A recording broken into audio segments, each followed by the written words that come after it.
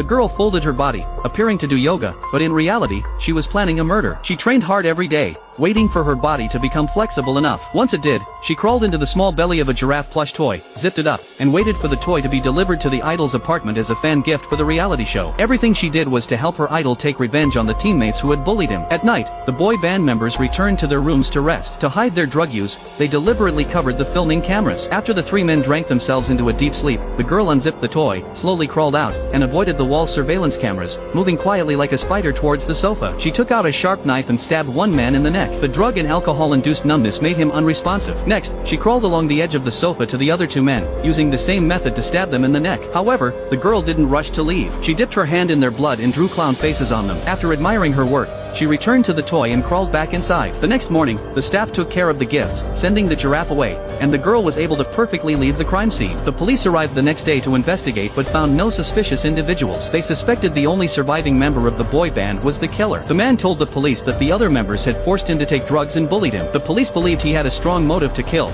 but the surveillance showed that the man had gone straight to his room and stayed there all night, with no other clues. When everyone was stumped, one talented forensic artist reviewed the surveillance footage again and noticed something. He sketched the outline of the killer based on the blurry reflection in the footage, but the image showed a spider with 8 legs, which confused everyone. However, when they saw the giraffe toy in the warehouse, the artist boldly suggested that the killer might have hidden inside the toy and been smuggled into the apartment. Following this lead, the police discovered the gift had been sent by the girl. They rushed to her room and found photos of the bullied man on her wall. It was clear she was a devoted fan of the man. The police brought her in for questioning, and she openly confessed to the murders, providing a detailed description of the events. The police were sure she was the killer, but they were puzzled as to how she knew about their drug use and was able to avoid the cameras. She must have had an inside accomplice. Further investigation revealed the girl had contact with her idol, and the man had frequently shared the pain of being bullied with her. The police suspected the man had secretly encouraged the girl to commit the murders, but the chat records weren't enough evidence to convict him. They decided to try a different approach, telling the man that the girl would be sentenced to death for murder. A tear slipped from his eye, but he insisted that they were just a typical fan-idol relationship and that he had no involvement in the killings. Do you think the police will eventually find a breakthrough and convict the man?